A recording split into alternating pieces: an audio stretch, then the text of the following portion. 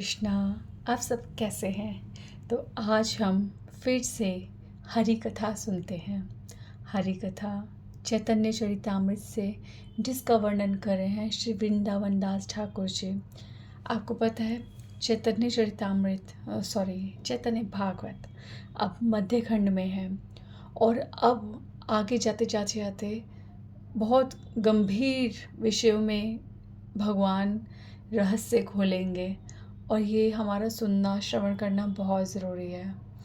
तो अब जो भगवान के अंदर इतना चेंज आ गया है। भगवान कृष्ण नाम भगवान सदैव जपते हैं, भगवान कृष्ण के बारे में ही सोच रहे हैं। तो अब जब भगवान चैतन्य महाप्रभु जाते हैं क्लास देने, सुबह जो वो प्रतिदिन जो बच्चों को पढ़ाते हैं व्याकरण पे, भगवान जाते हैं तो बच्चे पूछते हैं कि अक्षर क्या है। तो गौरांग महाप्रभु चैतन्य महाप्रभु बोलते हैं कि जो अक्षर है वो हर अक्षर के अंदर स्वयं भगवान नारायण स्थित है। फिर बच्चे पूछते हैं कि ये पूर्ण कैसे, एक अक्षर पूर्ण कैसे होता है। तो चैतन्य महाप्रभु बोलते हैं कि जब भगवान अपनी दृष्टि डालते हैं तब कोई अक्षर एक रचनात्मक बनता है, पूर्ण बनता है। तो इस प्रकार से जो भी बात वो पूछ रहे हैं, भगवान हर बात, हर क्वेश्चन को, व्याकरण की हर बात को भगवान से जोड़ रहे हैं। और बच्चे कहते हैं, क्या हुआ निमाई पंडित, आज आप सही से उत्तर क्यों नहीं दे रहे हैं? आपको कोई हवा का रोग हो गया है, कोई हवा लग गई है आपको, आप सही से उत्तर क्यों नहीं दे रहे? तब भगवान कहते हैं कि ऐसा कोई भी शास्त्र नहीं है जिसके आदि, मध्य और अंत में सिर्फ ये ना सिखाया जा रहा हो कि किस प्रकार से कृष्ण भक्ति करनी है, कृष्ण सेवा करनी है। तुम एक काम करो, सब लोग आज जाओ, बहुत ध्यान से जो अपने अध्याय हैं उनको पढ़ो और फिर दिन में मेरे पास आना और फिर हम डिस्कस करेंगे। कि तुम पढ़ो, भगवान कह रहे हैं, पर पढ़ो तो सही, तब तुम्हें समझ आएगा कि मैं जो बोल रहा हूँ वही हर अर्थ में छुपा हुआ है। पहले व्याकरण को लेकर लोग व्याकरण में इतना गंभीर हो गए थे कि वाक्य का अर्थ क्या है उसे नहीं जानते, उसे नहीं समझते। पर व्याकरण, मात्रा और वर्ण, इन सब में ही वो जो है उसी की परिपक्वता में पूर्णता समझने की कोशिश कर रहे हैं, सत्य को जानने की, समझने की कोशिश नहीं कर रहे। तो पर वो संतुष्ट नहीं हो रहे निमाई पंडित से। और अब सारे बच्चे मिलकर श्री गंगादास पंडित जो निमाई पंडित के गुरु हैं, ठीक है, उनके शिक्षक हैं, उनके पास जाते हैं और सब कुछ बताते हैं कि जब से निमाई पंडित गया से आए हैं तब से वो केवल कृष्ण के बारे में ही चर्चा करते हैं। हर चीज़ उनकी कृष्ण के साथ ही जुड़ती है। तो ऐसे हम कैसे समझेंगे? ऐसा कोई भी मतलब सिंगल अक्षर नहीं है, कोई भी ऐसे वर्ब ऑफ रूट जो है, रूट्स ऑफ वर्ब जो है, जिस तरह से वो व्याकरण की जो वो है फॉर्म है, उसको हर चीज़ को वो कृष्ण से रिलेटेड करते हैं। तो इस प्रकार से गंगादास पंडित जी निमाई पंडित को अपने पास बुलाते हैं और कहते हैं कि हे निमाई, तुम्हारी शिक्षा की चर्चा तो समस्त गांवों में समस्त पंडितों के द्वारा की जाती है। तुम्हें क्या हो गया है? क्या तुम सोचते हो भक्ति अलग है और शिक्षा अलग है? क्या तुम्हारे स्वयं पिता और तुम्हारे नाना जी शिक्षक नहीं थे? क्या वो भक्त नहीं थे? अगर वो शिक्षक थे तो क्या भक्त नहीं थे? तो तुम ऐसा क्यों सोच रहे हो कि तुम शिक्षक नहीं हो सकते और भक्ति की ही स्थिति में सदैव रहना है? इसलिए निमाई, ध्यान से बच्चों को शिक्षा दो, यही तुम्हारा कार्य है। और निमाई पंडित उनके चरणों में प्रणाम करते हैं और उनको कहते हैं, जो आज्ञा मैं करूँगा। और फिर शाम को निमाई पंडित सारे अपने स्टूडेंट्स के साथ गंगा जी के किनारे बैठते हैं और कहते हैं, आज मैं तुम्हें ऐसी शिक्षा प्रदान करूँगा अगर कोई उसका मेरा तोड़ निकाल दे तो मुझे बताना। और इस प्रकार से निमाई पंडित फिर से क्या करे, अब भगवान का रोग लग गया है, भक्ति का रोग लग गया है, प्रेम हो गया है। कंट्रोल कर सकते हैं, कंट्रोल कर सकते हैं। जब हम भक्ति नहीं करते तो हम आर्टिफिशियली हर चीज़ कनेक्ट करने की कोशिश करते हैं और बीच बीच में गैप आता है, भूल जाते हैं, आर्टिफिशियल होता है कहीं ना कहीं। पर जब भक्ति रिवील होती है, भगवान की कृपा होती है, तो ऐसा कौन सा क्षण है कि हम अपने आप को या किसी भी वस्तु विषय को भगवान से ना जोड़े? कौन सा संदर्भ ऐसे है जो भगवान से नहीं जुड़ा? कौन सी ऐसी चीज़ है जहाँ पे भगवान मौजूद नहीं है? कौन सा ऐसा स्थान है जहाँ भगवान को महसूस नहीं किया जा सकता? तो जब भक्ति, जब प्रेम, जब भगवान की कृपा किसी पर आ जाए तो ये सब उसके हाथ में नहीं होता, ये नेचुरल होता है। आपको ऐसा लगेगा कि भक्त जो होता है कभी कभी कैसे होता है, ये एक ही सेम बात करते हैं। पर मैं एक बात बता दूं कि बहुत लोग आर्टिफिशियल भी करते हैं। आर्टिफिशियल कुछ मत करो, आप कुछ भी करने की कोशिश मत करो। Just wait and watch the transformation. परिवर्तन को देखो, परिवर्तन का इंतज़ार करो। केवल केवल हृदय से हरि नाम, केवल हृदय से शास्त्रों का अध्ययन, केवल शुद्ध वैष्णव का संग, और फिर ये स्पॉन्टेनियसली स्वतः होता है। स्वतः कृष्ण का स्मरण, स्वतः कृष्ण की चर्चा, स्वतः हर चीज़ का संबंध कृष्ण से जुड़ने लगता है। ये कोई क्रिया नहीं होती। तो अब निमाई पंडित फिर से जब पढ़ाना शुरू हुए हैं तो फिर कृष्ण की चर्चा ही हो रही है। तब भगवान यहाँ बोलते हैं कि कलयुग में सब लोग, कोई ज्ञान नहीं है पर अपने नाम के साथ भट्टाचार्य, गोस्वामी, ऐसे ऐसे टाइटल्स अपने नाम के आगे लगा देते हैं। क्या ये टाइटल्स सिर्फ जोड़ने से ही कोई ज्ञानी बन जाता है? डिग्रीज पाने से ही कोई ज्ञानी बन जाता है? ये गौरांग निमाई पंडित बच्चों से कह रहे हैं, अपने स्टूडेंट से कह रहे हैं। तो और निमाई पंडित, भगवान एक अपने मूड में आ गए हैं, ओपनली सबको चैलेंज कर रहे हैं कि मैं यदि हर चीज़ कृष्ण से जोड़ रहा हूँ, मैं जो भी एक्सप्लेनेशन दे रहा हूँ, तुम्हें ऐसा लग रहा है कि मुझे कोई हवा का रोग लग गया है, मैं कुछ अवस्था में किसी चीज़ के वश में होके ही ऐसे बोल रहा हूँ, तो मेरी इन एक्सप्लेनेशन को रिफ्यूट करो, मुझे चैलेंज करो और मुझे बोलो कि निमाई तुमने यहाँ गलत बोला। सबको ओपनली बोल रहे हैं और कोई भी हिम्मत नहीं कर रहा कि निमाई के आगे आके बोले कि यहाँ पे गलत है, वहाँ पे गलत है। तभी अचानक से निमाई पंडित देखते हैं कि कोई पास में भागवतम, श्रीमद् भागवत कथा कर रहा है, पढ़ रहा है। और वो घर किसका था जहाँ से आवाज़ आ रही थी? वो था रत्न गर्भ आचार्य जी का घर। वो एक ब्राह्मण थे, प्योर ब्राह्मण, और उनके 2 पुत्र थे, कृष्णानंद, 3 पुत्र, कृष्णानंद, जीव और यदुनाथ कविचंद्र। ये नाम जो है ना, आप कहोगे ये नाम, ये इनका क्या है यहाँ पे, इनकी आवश्यकता क्या है? हम मूल तत्व पे जाते हैं, बढ़ते आगे, बीच में कोई आ रहा है तो हम मैटर डिस्कस करते हैं, नाम डिस्कस करने की ज़रूरत नहीं है। पर ये नाम जो है, किसी गौर पार्षद का नाम लेने से हम शुद्ध महसूस कर सकते अपने आप को, हमारे अंदर पवित्रता आती है। भगवान का नाम हमारे कितने पापों का नाश करता है। हाँ, भगवान उससे भी ज़्यादा प्रसन्न तब होते हैं जब उनके भक्तों का नाम लिया जाता है। यदि आप सोचो आपके परिवार में कोई ऐसा है जो बहुत भक्ति करता है, भले ही वो मशहूर नहीं है, पर उनका जीवन आपके लिए कितना इम्पोर्टेंट है।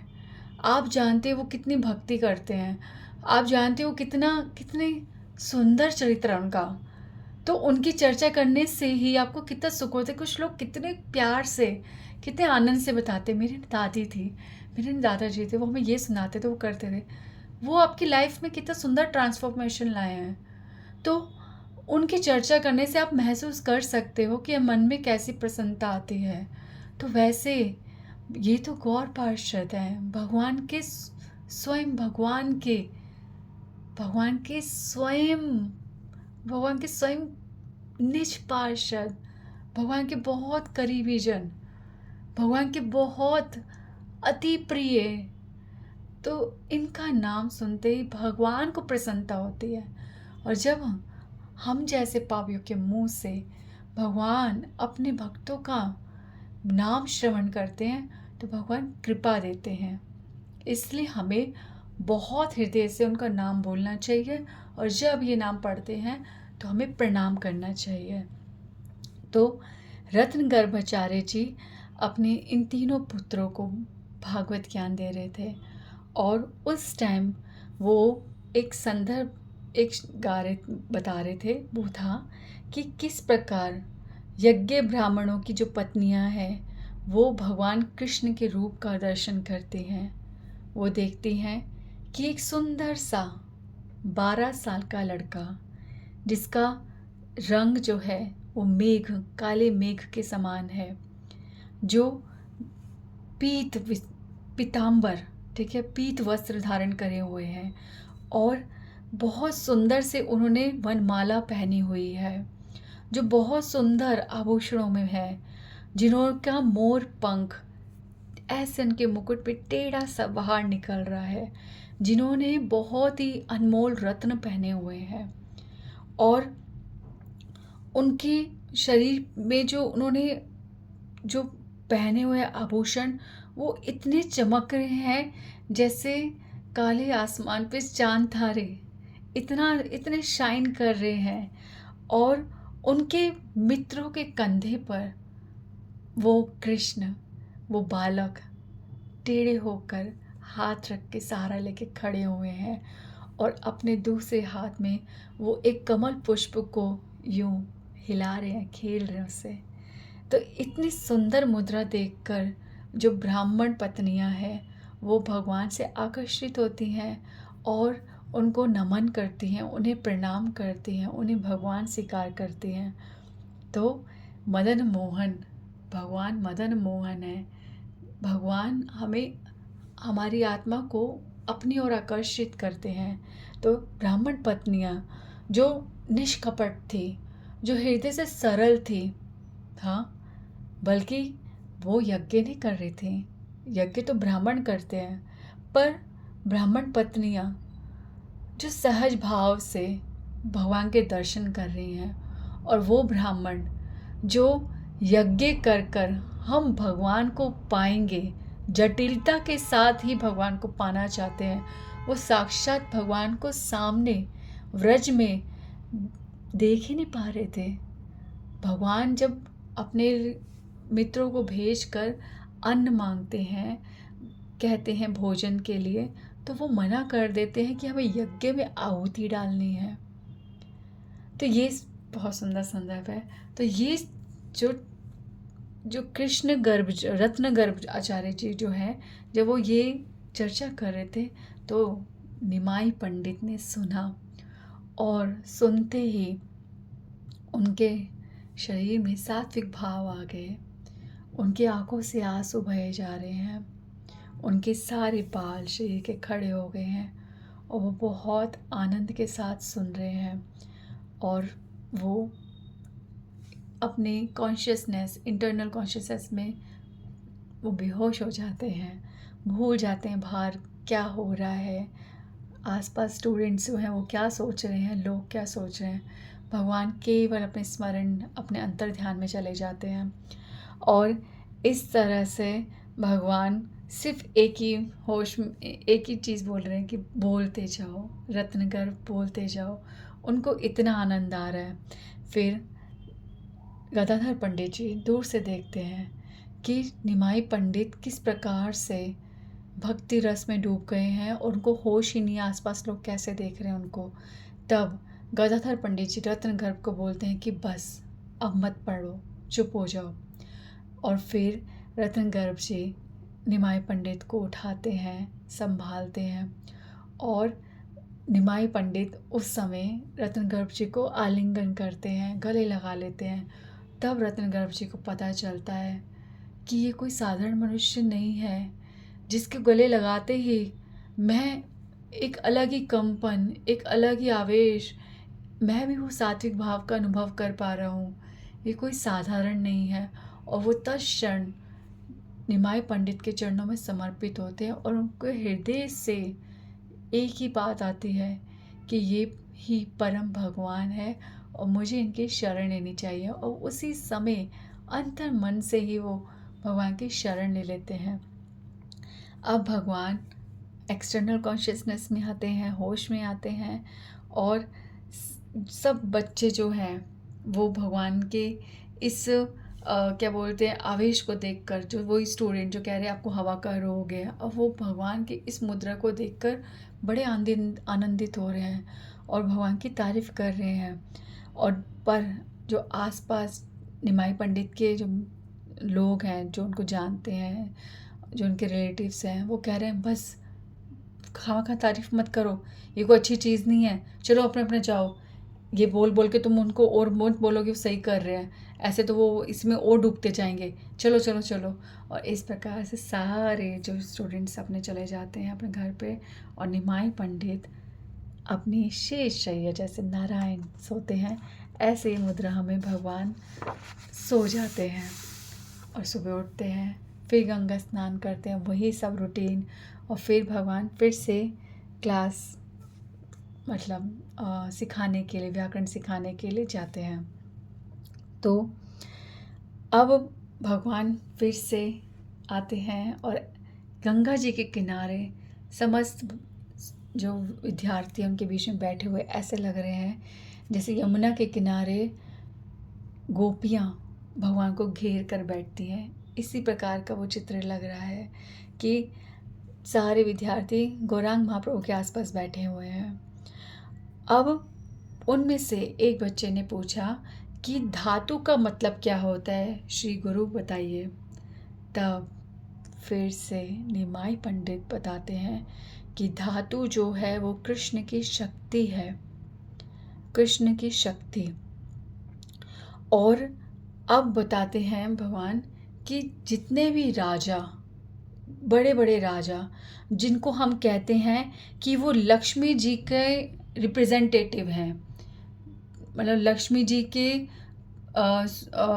कृपा पात्र हैं, ठीक है।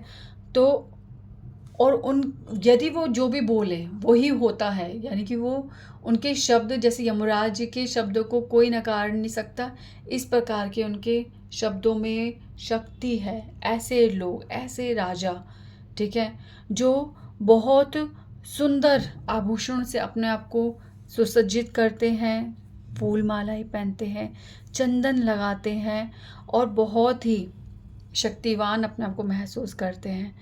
पर यही राजाओं में जब वो धातु, यानी कि धातु का अर्थ भगवान देखो कितना सुंदर बता रहे हैं, धातु यानी कि लाइफ एयर्स, जो भगवान कृष्ण की शक्ति है, जैसे ही वो धातु उन शरीर को छोड़ती है तो वही शरीर जिनके शब्दों को यमराज की भांति जिनका आज्ञा पालन किया जा रहा था, जो लक्ष्मी जी के रिप्रेजेंटेटिव समझे जा रहे थे, उन सब को हर कोई उन सब कुछ धरा का धरा रह जाता है, सब कुछ खरा ख़त्म। वही जो है वो मिट्टी में राख बन जाते हैं, उनको जला दिया जाता है या धरती के नीचे दबा दिया जाता है।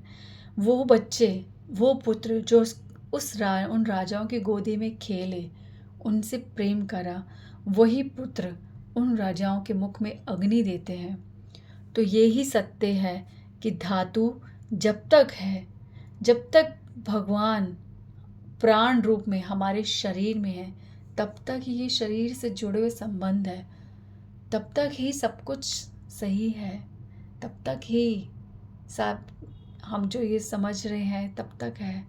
जैसे ही लाइफ ईयर निकलती है, नथिंग, वो शरीर को छुआ भी नहीं जाता, उसे फटाफट कब बाहर निकाला जाए। इवन उनके चीज़ें भी, हाँ, सब मतलब स्पर्श योग्य नहीं रहते। निकालो, सब निकालो।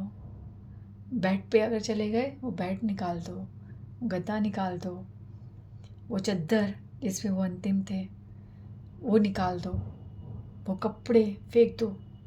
उसी टाइम कैसे घृणाजनक लगता है ना, कैसे जिस बाल्टी से, जिस चीज़ों से उनको आखिरी में स्नान कराया जाया गया, हाँ, जिस और होता है ना वो अगले दिन कुछ बनाते हैं, रॉ सा कच्ची कच्ची रोटियां दाल, वो बर्तन फेंक दिया जाता है।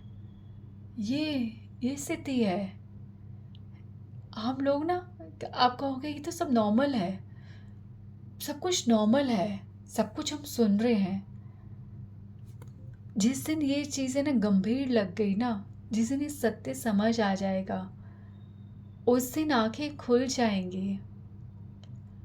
कभी आपने नोट करे, हम रात को सपना देखते हैं और सपने में भयंकर चीज़ें होती हैं, उठते ही रियलाइज़ होता है ओ शुक्र है नींद खुल गई, शुक्र है, पता नहीं क्या सपना था, ऐसा लगता सारी रात सोई नहीं, दिमाग ख़राब हो गया, रेस्टलेस हो गई हूँ।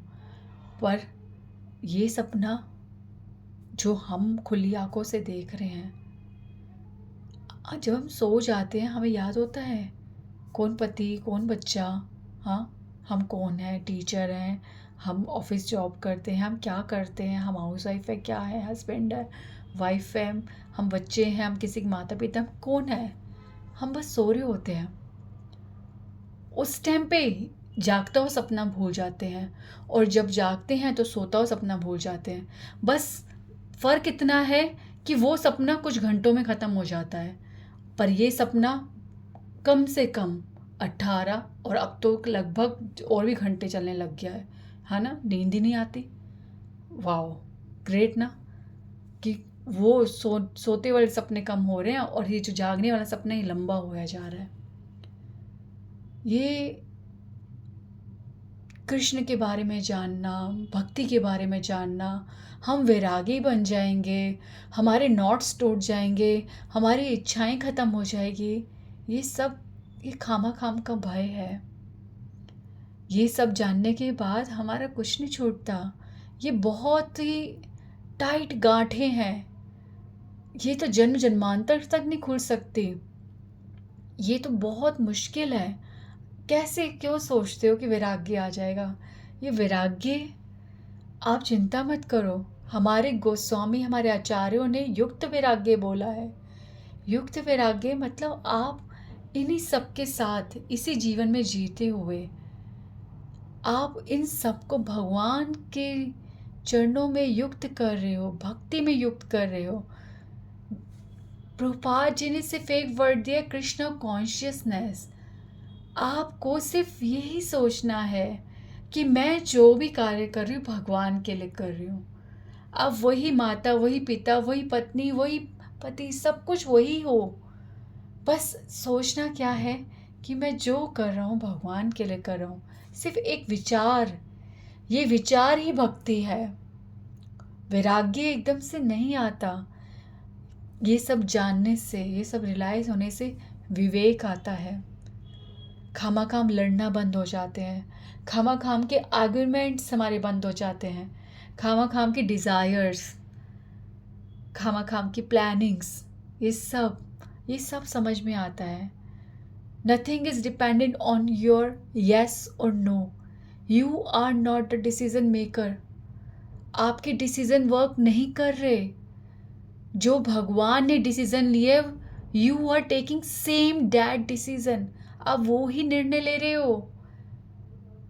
Just try to change your decision. आप कोई चीज़ का डिसीजन ले चुके हो, करो से कोशिश करो ट्राई करने की। अरे हो गया फिर बोलोगे मैंने करा, नहीं। भगवान ने जो सोच रखा है, जो होना है, वही हो रहा है। तो इस प्रकार से भगवान सारे शिष्यों को ये बता रहे हैं, ठीक है। अब सारे जो विद्यार्थी हैं बहुत ध्यान से सुन रहे हैं, बहुत ध्यान से सुन रहे हैं।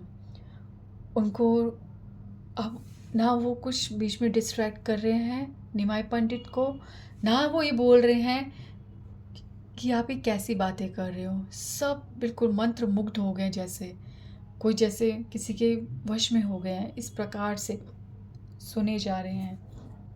और भगवान फिर शिक्षा दे रहे हैं कि अपना ज़्यादातर समय भगवान कृष्ण के स्मरण में बिताओ। नंद महाराज के पुत्र ब्रजेन नंदन कृष्ण का स्मरण करो, उनके चरणों की आराधना करो। उन्हें कुछ भी साधारण हृदय से, चाहे जल, चाहे घास, चाहे पत्र, चाहे पुष्प, कुछ भी समर्पण करो। वो he is the Lord of death. और उनको अप्रोच करो। वो भगवान कृष्ण जो राक्षसों को भी उद्धार कर देते हैं, उनको मुक्ति कर देते हैं।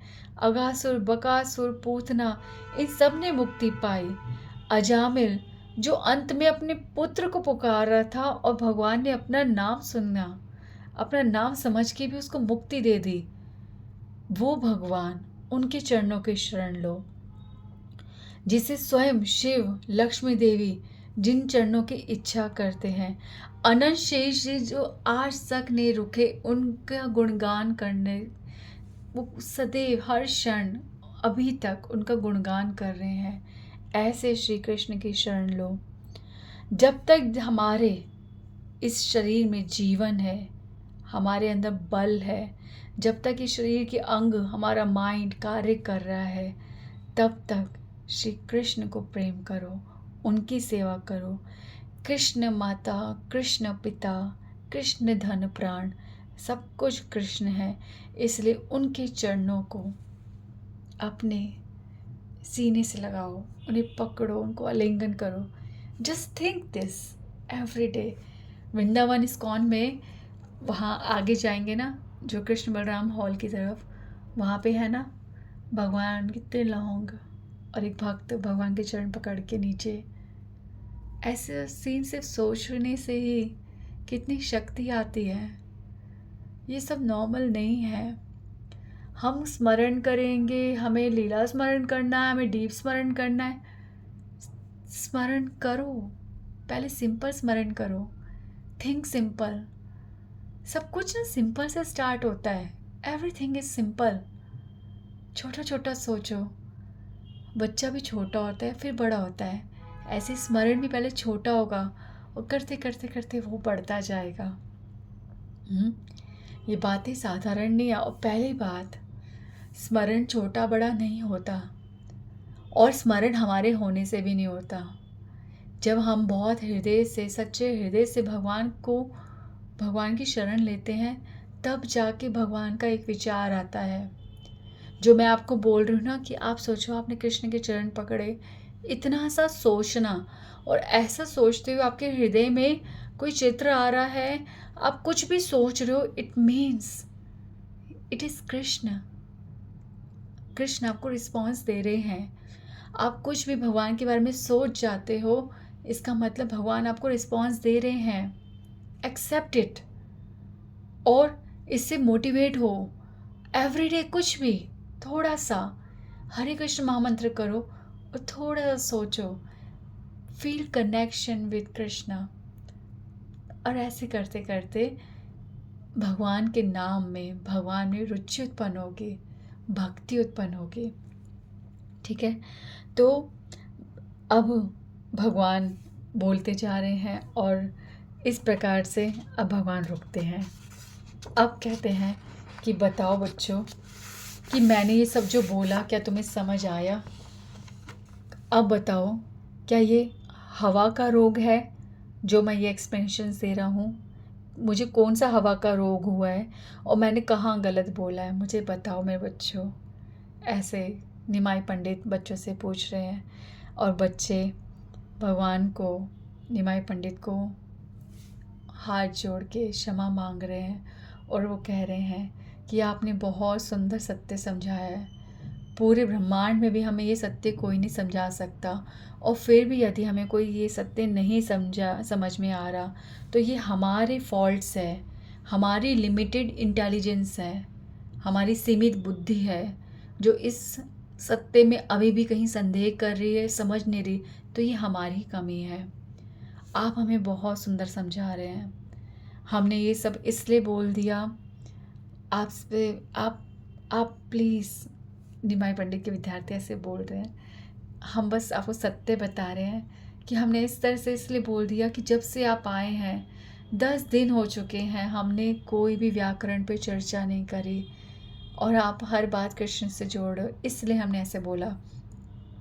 तब निमाई पंडित बोलते हैं कि अब क्योंकि मैं जान गया हूँ कि सारे शास्त्रों का अर्थ क्या है, केवल भगवान की भक्ति, भगवान का ज्ञान ही, भगवान को हर चीज़ में महसूस करना ही सत्य है। तो मैं सत्य को छोड़ के और कुछ नहीं समझा सकता। यदि तुम चाहते हो और कुछ समझना, व्याकरण जानना चाहते हो और व्याकरण का वही अर्थ समझना चाहते हो जो आज तक दिया जा रहा है, तो तुम किसी को भी अपना शिक्षक चुन सकते हो। मैं तुम्हें स्वतंत्रता देता हूँ। और सब लोग एकदम सुनते ही कि निमाई पंडित का त्याग, ना ना ना ना ना, और सब क्षमा मांगते हैं, उनके चरण पकड़ते हैं कि ये संभव नहीं है, ये संभव नहीं है। आपने जो बोला वो हमें समझ आ गया है, वो हमारे हृदय के भीतर तक चला गया है। अब संभव ही नहीं है, हमें इसके आगे कोई शिक्षा, कोई ज्ञान और कुछ नहीं दिख रहा। यही अंतिम लक्ष्य दिख रहा है, यही फल दिख रहा है, यही सब कुछ है। ये हमें आपकी कृपा से समझ आया है। हम आपके इन चरणों का त्याग कभी नहीं कर सकते। और वो भगवान के चरणों में समर्पित होते हैं। इस प्रकार से निमाई पंडित बहुत प्रसन्न होते हैं और उनको स्वीकार करते हैं, उन पे कृपा करते हैं और कहते हैं यदि कभी मैं कृष्ण भक्त बना तो मैं यही प्रार्थना करता हूँ कि तुम्हारी सारी इच्छाएं पूरी हो। प्लीज़ तुम सब कृष्ण की शरण लो, भगवान कृष्ण का नाम जप करो और उनके गुणों का श्रवण करो और हर चीज़ जो है, जीवन, हर चीज़, अपनी आत्मा, हर चीज़ को भगवान से कनेक्ट करो, उनके नाम से जोड़ो। और अभी तक जो तुमने पढ़ा है, जितना भी तुम्हें ज्ञान मिला है, वो इनफ है। अब इस ज्ञान का उपयोग करो, अब भगवान के बारे में समझो। जीवन ही सिर्फ इसके लिए नहीं है, तुम्हें आगे पढ़ने की कोई आवश्यकता नहीं है। अब केवल कृष्ण का नाम का जप करो। तब सारे जो विद्यार्थियों कहते हैं कि हमें कैसे आएगा कृष्ण नाम जप करना, कैसे करते हैं, क्या करना है। तब भगवान अपने हाथों से ताली बजाते हुए समझाते हैं कैसे। हरे नमः कृष्ण यादवाय नमः, गोपाल गोविंद राम श्री मधुसूदन। बोलो, हरे नमः कृष्ण यादवाय नमः, गोपाल गोविंद राम श्री मधुसूदन। इस प्रकार से भगवान ताली बजाते हुए अपने विद्यार्थियों को सिखा रहे हैं और करते करते भगवान फिर से प्रेम आवेश में चले जाते हैं। भक्त, उनके जो शिष्य हैं वो भी, और बहुत करते करते इतना तेज होने लग गया कि आसपास सब लोग आने लग गए। करते करते सारे भक्त जो आसपास रहते हैं, अद्वैत आचार्य और श्रीवास ठाकुर, गदाधर पंडित, सब लोग आसपास, सब लोग, श्रीधर पंडित, सब लोग आ गए और सब देख के हैरान हो रहे हैं निमाई पंडित कि कितना परिवर्तन आ गई उनके सात्विक भाव देखकर। कीर्तन सुनकर, नवद्वीप में कीर्तन, वो भी तेज आवाज में, सब आनंदित हो गए कि अब आ गया समय कि अब संकीर्तन प्रचार होगा। और ये वो समय था, ये वो क्षण था जब पहली बार संकीर्तन की ध्वनि गूंजी नवद्वीप में।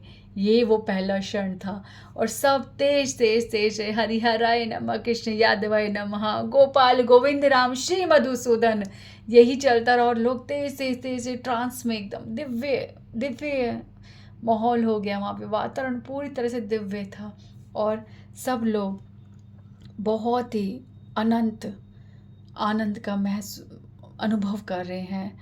और इस प्रकार से नवद्वीप में कृष्ण संकीर्तन का बीज पड़ गया और पहली बार उन ज्ञानियों के बीच में और पाषंडियों के बीच में, उन जहाँ पे कभी भी कृष्ण का नाम नहीं लिया जा रहा था, डर डर के लिया जा रहा था, आज ये घोषणा हो गई कि नवद्वीप में निमाई पंडित ने संकीर्तन आरंभ कर दिया है। इस प्रकार से अब हम सब निमाई पंडित की शरण लेंगे और संकीर्तन यज्ञ में हम भी पार्टिसिपेट करेंगे। पता है, ये जो संकीर्तन निकलते हैं गलियों में, मंदिरों से, हरे कृष्ण महामंत्र करते हुए, दिस इज़ नॉट नॉर्मल। ये नॉर्मल नहीं है। आप अभी नहीं समझ रहे। चलो, मैं पता सत्य यही है कि पाप और पुण्य से डर के ही इंसान भक्ति आरंभ करता है।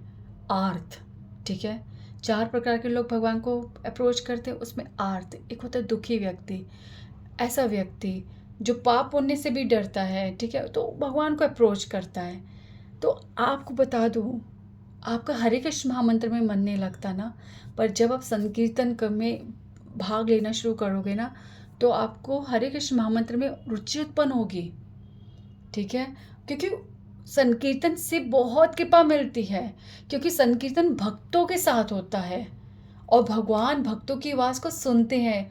उन आवाज़ों में एक हमारी आवाज़ भी भगवान दृष्टि डालते हैं। जब संकीर्तन होता है तो उन दृष्टि में, भगवान की उस दृष्टि में हम भी आते हैं, हम भी कृपा पात्र बन जाते हैं। इसलिए जब भी मौका मिले आपको, आप अवेलेबल होना ही चाहिए, संकीर्तन में भाग लेना चाहिए, ठीक है। और हाथ ऊपर करके हृदय से ये महसूस करना कि कैसे हमारे श्री पंचतत्व कैसे संकीर्तन लेके निकलते थे, आप उन्हीं के पीछे चल रहे हो। हाथ उठा के बहुत हृदय से बोला करो, हरे कृष्णा कृष्णा कृष्णा हरे हरे, हरे राम राम राम हरे हरे। आप सब अपना ख्याल रखिएगा और ख्याल रखने का केवल एक ही उपाय है, हरे कृष्ण महामंत्र। Please chant